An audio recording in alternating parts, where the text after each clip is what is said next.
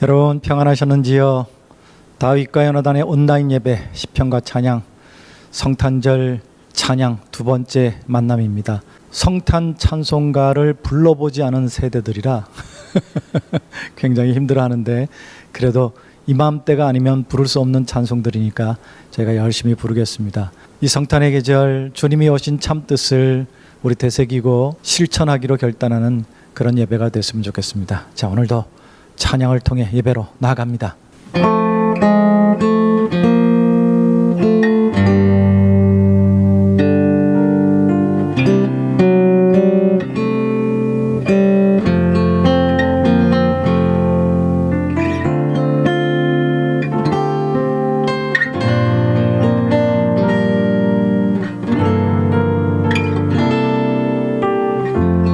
귀중한 복의 합을, 귀중한 복의 합은 주 앞에 드리고, 우리의 몸과 마음도 다 함께 바치세. 진리는 오묘하고 사랑은 성결해. 주께서 탄생하신 거룩한 날일세. 주께서 주신 은혜 한없이 크오니, 우리가 받은 것은 감사히 바치세. 기쁨을 충만하고 소망을 불려내. 정성과 마음을 다해 경배를 드리세. 들에서 밤을 새며 들에서 밤을 새며 양치던 목자들, 하늘에 빛난 영광 보고서 놀란대. 천사의 기쁜 소식 목자들 듣고서 찾아와 경배하며 영광을 돌렸네.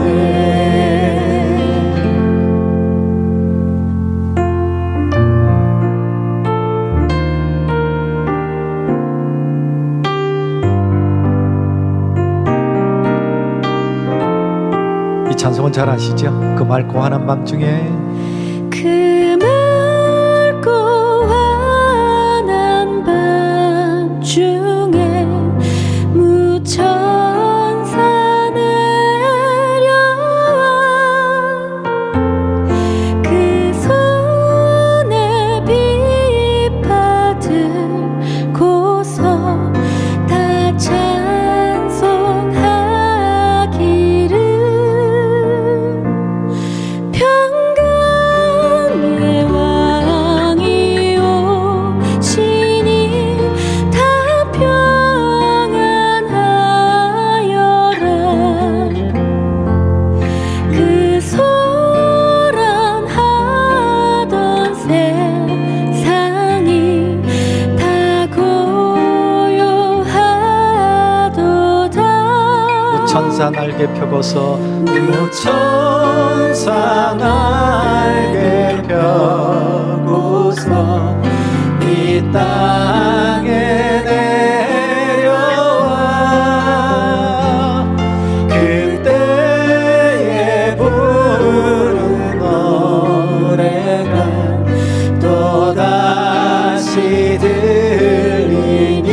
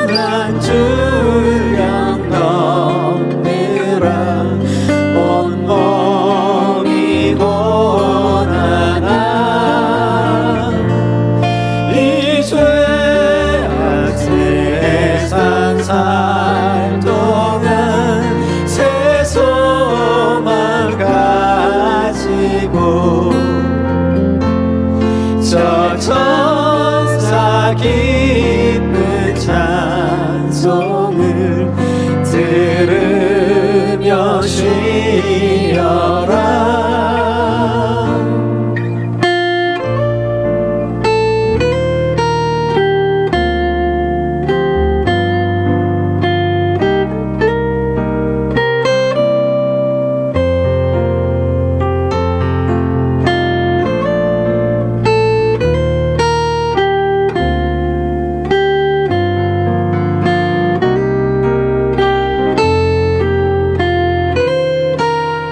예선지 예선지에 언능하여 베들레헴 성에 주 예수 탄생하시니 온 세상 구주라. 저 천사 기쁜 노래를 또다시 부르니 온 세상 사는 사람들 다 화답하도다.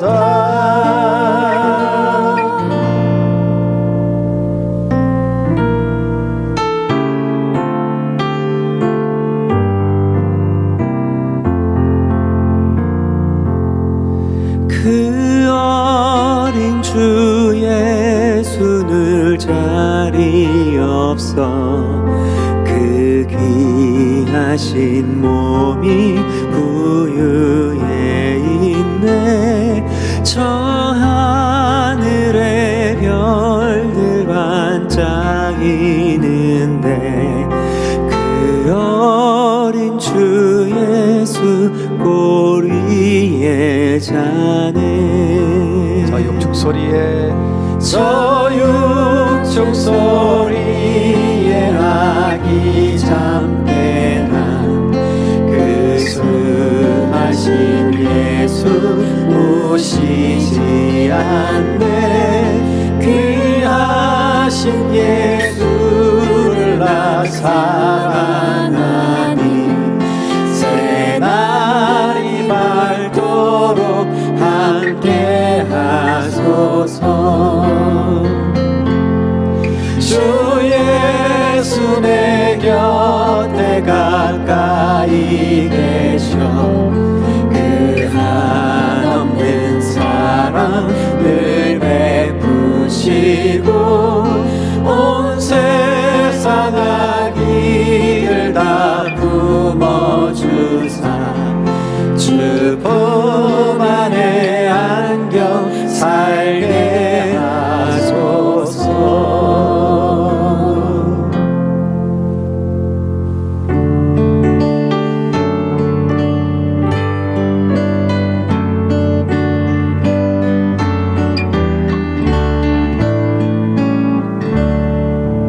옛날 임금 다윗 성에 낮은 마구 있더니 어머니가 갓난 아기 구유 안에 뉘었네. 어머니는 마리아 그 아기는 예수라. 천지 만물 지으신 주 하늘에서 오신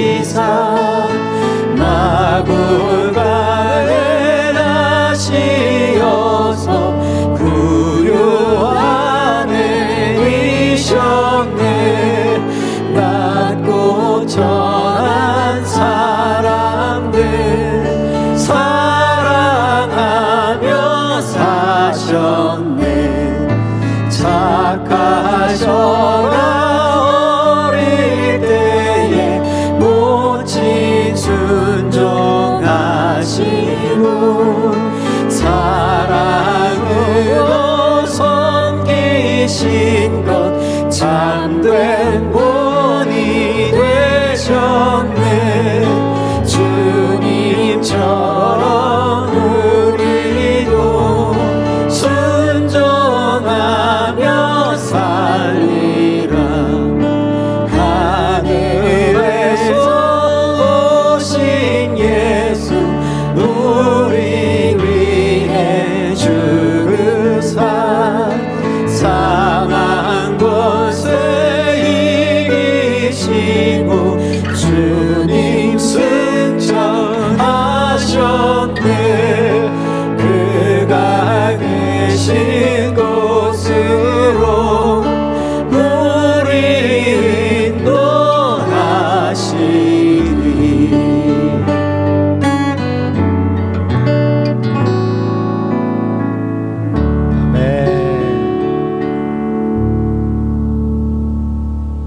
하나님, 오늘도 이 예배의 자리에 있게 해주심을 감사드립니다. 대면 예배가 회복되기를 원합니다. 코로나로 인해 비대면으로 드린 예배가 하나님을 향한 우리의 마음을 멀어지지 않게 하기를 원합니다. 이것이 자연스러운 핑계가 되지 않게 하여 주시옵소서. 정성스레 준비하여 예배 현장의 기쁨으로 나가 하나님을 만나는 그 기쁨이 회복되게 하여 주시옵소서. 어쩔 수 없어서, 정말 어찌할 수 없어서 이렇게 영상으로, 온라인으로, 비대면으로 예배를 드릴 수밖에 없는 이 예배 또한 대면 예배 못지않은 정성으로 경건하게 드리는 예배 되게 하여 주시옵소서. 이 성탄의 계절에 주님이 이 땅에 오신 의미를 회복하기를 원합니다. 그동안 주신 은혜에 온 마음 다해 감사하며 더 힘들고 가난하고 어려운 이들을 보듬는 참된 사랑이 회복되게 하여 주시옵소서. 2000년 전 절망의 현장에 천사들의 노래소리가 새로운 희망이 되게 하신 것처럼 우리 마음과 심령 속에 이 코로나의 고난 속에 그 희망이, 그 소망이, 그 찬송이 다시 울려 퍼지게 하시기를 소원합니다. 오늘도 힘주어 성탄의 찬송을 외쳤사오니 영광 받아주시고 우리 속에도 새로운 소망의 기쁨과 평안이 넘쳐나게 하여 주시옵소서. 오늘도 말씀 앞으로 나아갑니다. 그 말씀으로 새롭게 되기를 원합니다. 주신 말씀 앞에 무릎 꿇기를 원합니다. 결단하고 실천하기를 소원합니다. 오늘 이 예배를 온전히 연락하여 주시기를 간절히 소망하며 예수 그리스도 이름으로 기도드립니다. 아멘. 시편 말씀 묵상합니다. 오늘은 72편입니다. 제가 먼저 말씀 읽겠습니다. 하나님이여, 주의 판단력을 왕에게 주시고 주의 공의를 왕의 아들에게 주소서. 그가 주의 백성을 공의로 재판하며 주의 가난한 자를 정의로 재판하리니 의로 말미암아 산들이 백성에게 평강을 주며 작은 산들도 그리하리로다. 그가 가난한 백성의 억울함을 풀어주며 궁핍한 자의 자손을 구원하며 압박하는 자를 꺾으리로다. 그들이 해가 있을 동안에도 주를 두려워하며 달이 있을 동안에도 대대로 그리하리로다. 그는 벤 풀 위에 내리는 비같이 땅을 적시는 소낙비같이 내리리니 그의 날에 의인이 흥왕하여 평강의 풍성함이 달이 다할 때까지 이르리로다.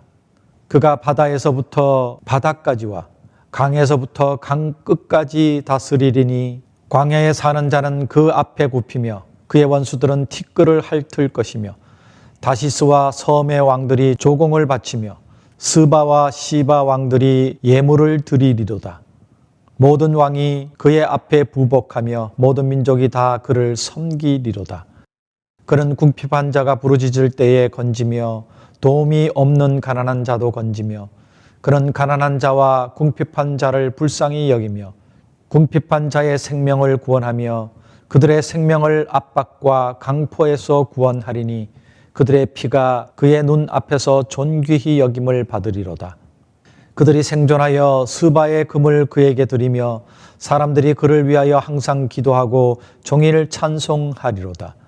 산 꼭대기의 땅에도 곡식이 풍성하고 그것의 열매가 레바논같이 흔들리며 성에 있는 자가 땅의 풀같이 왕성하리로다. 그의 이름이 영구하며 그의 이름이 해와 같이 장구하리로다. 사람들이 그로 말미암아 복을 받으리니 모든 민족이 다 그를 복되다 하리로다. 홀로 기이한 일들을 행하시는 여호와 하나님 곧 이스라엘의 하나님을 찬송하며 그 영화로운 이름을 영원히 찬송할지어다. 온 땅에 그의 영광이 충만할지어다. 아멘 아멘. 이새의 아들 다윗의 기도가 끝나니라. 오늘 이 시편의 표제어는 솔로몬의 시라고 되어 있습니다. 근데 내용적으로 보면 솔로몬의 시가 아니라 솔로몬을 위한 시인 것 같은 생각이 듭니다.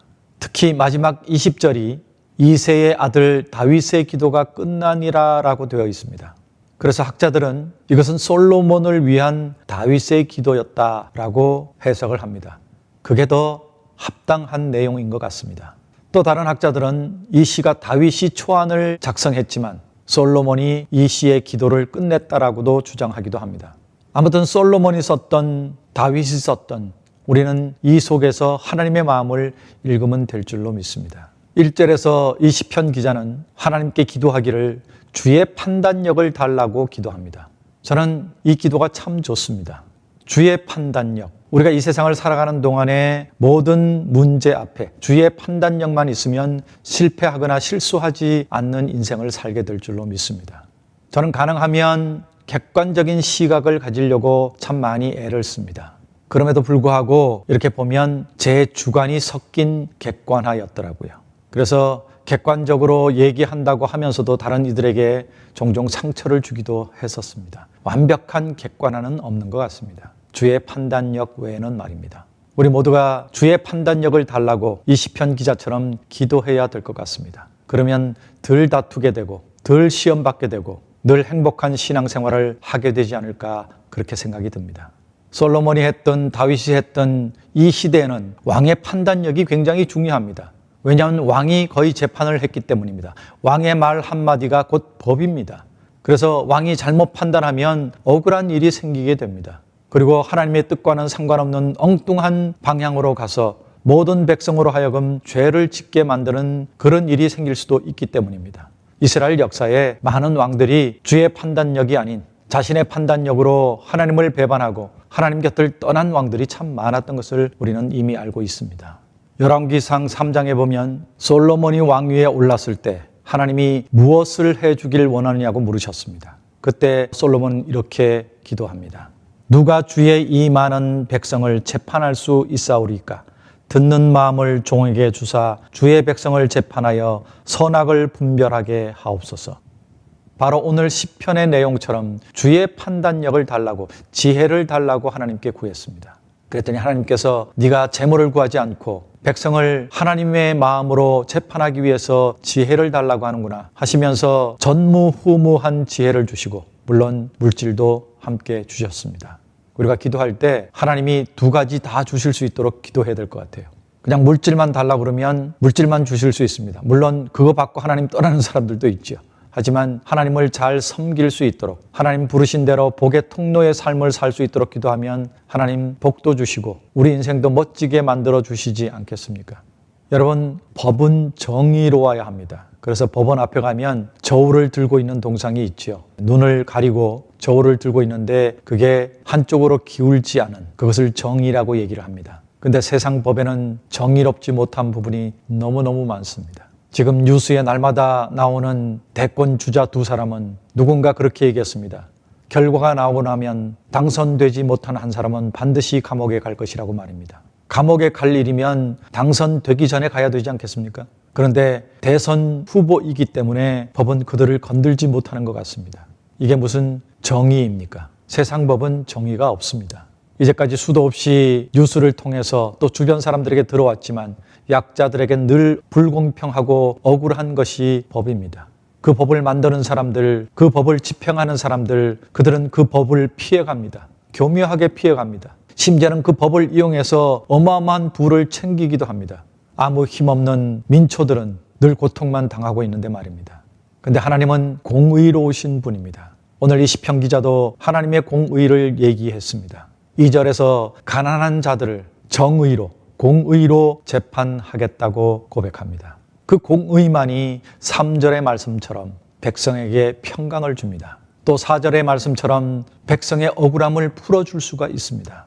또 궁핍한 자의 자손을 구원하며 심지어 압박하는 자를 꺾을 수 있습니다. 압박하는 자, 힘을 가진 자. 근데 세상 법은 그들을 꺾지 못하고 있습니다. 공의롭지 못하다는 얘기겠죠. 늘 우리는 이럴 때 성역 없는 수사 이런 얘기를 듣습니다. 그런데 성역은 여전히 존재하고 있는 듯합니다.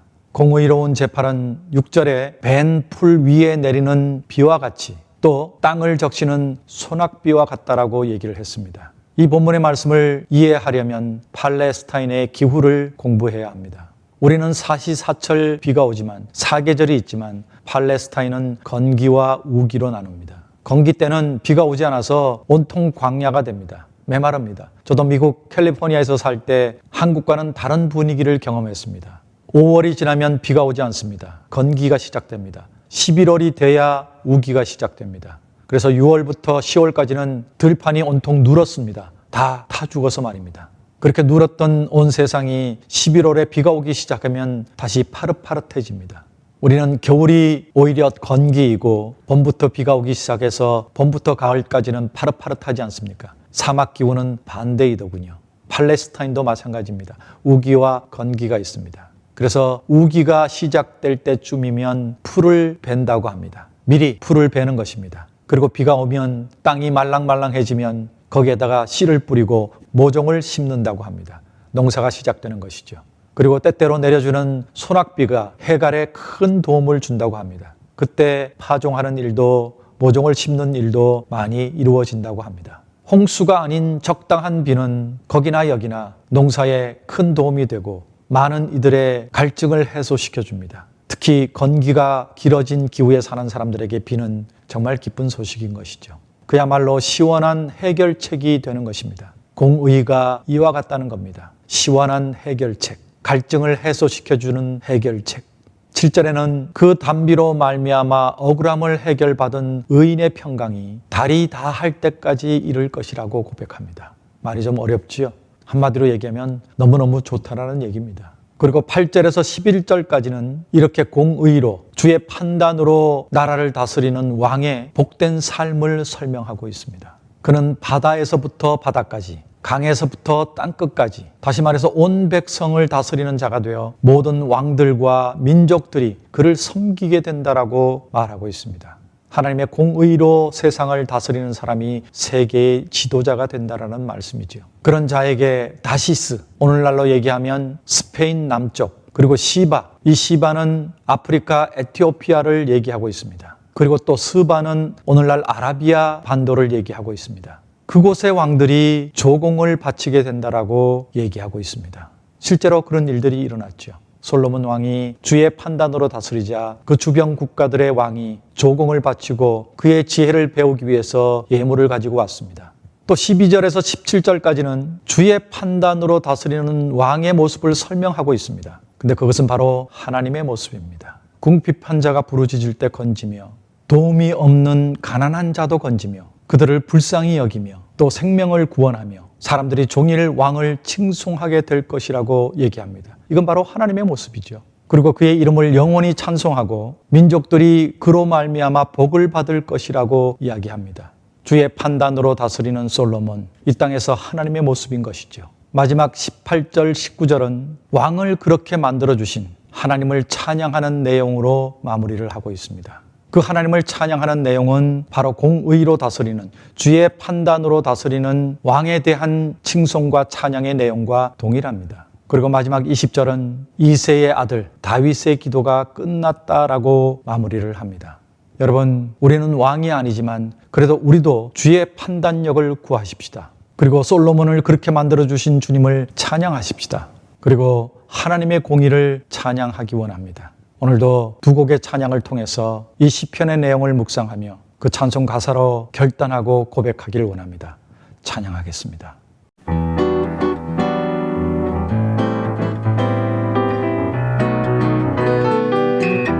온 땅이여, 온 땅이여 주를 찬양, 날마다 주를 찬양하세.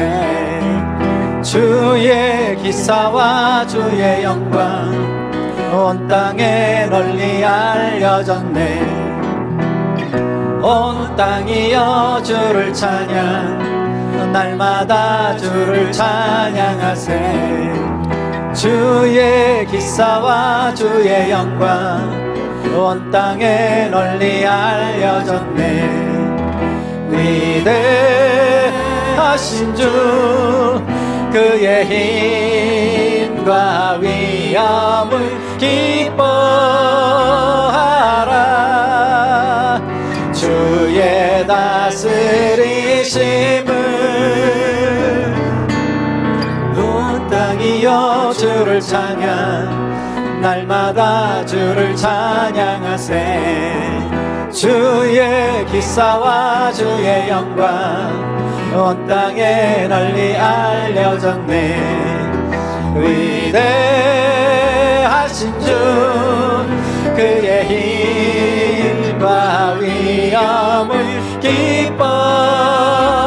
기뻐하라 주의 다스리심을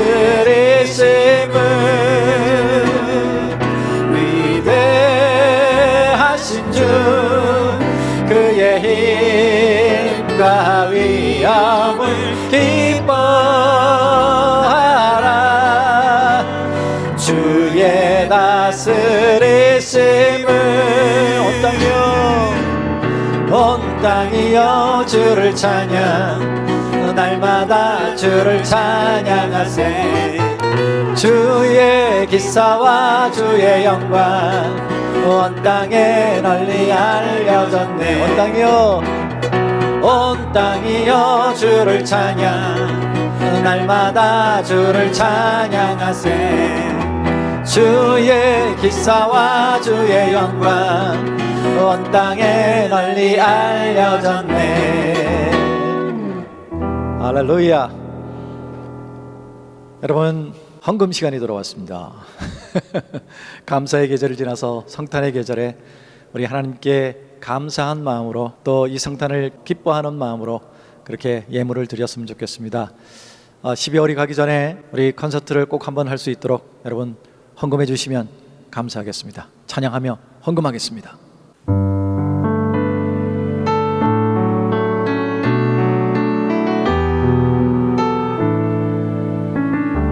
예수 하나님의 공의 예수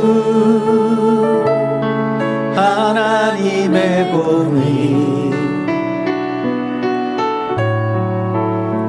주 독생자 그의 나라 임하시네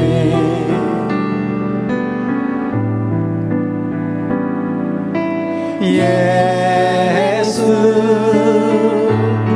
제물이 되신 주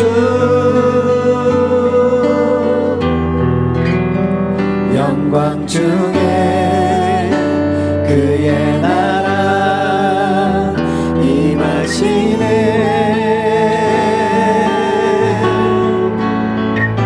주의 나라 영원하며 그의 영광 무궁하리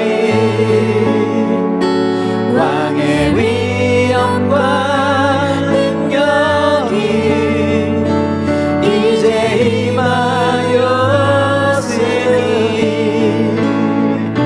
주의 주권과 주의 통치와 주의 나라 힘과 권세 임하네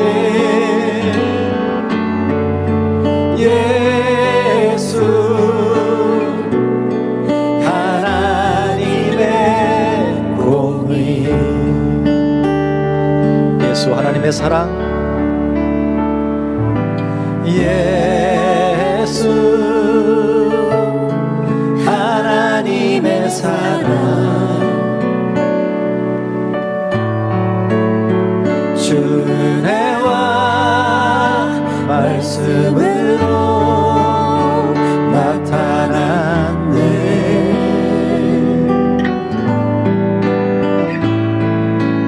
예수 거룩한 하나님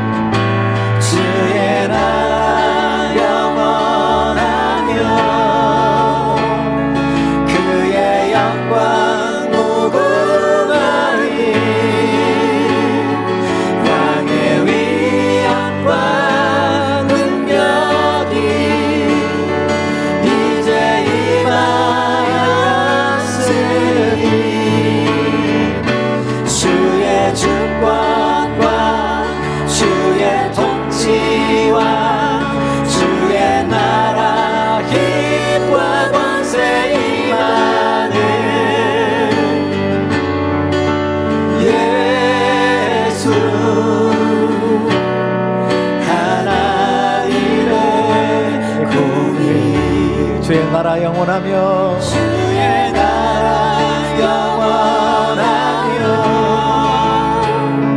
그의 영광 무궁하리 왕의 위엄과 능력이 이제 임하였으니 주의 주권과 주의 통치와 주의 나라 힘과 권세 임하는 예수 하나님의 공의 주의 주권과 주의 주권과 주의 통치와 주의 나라 힘과 권세 임하는 예수 하나님의 공의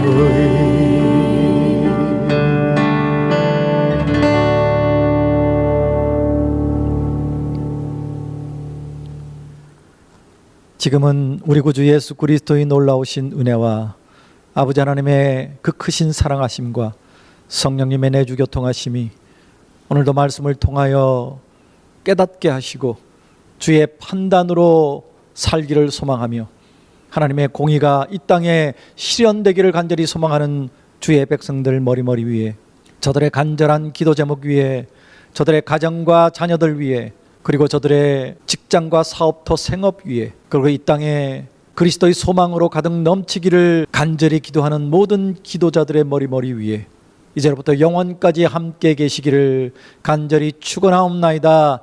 아멘.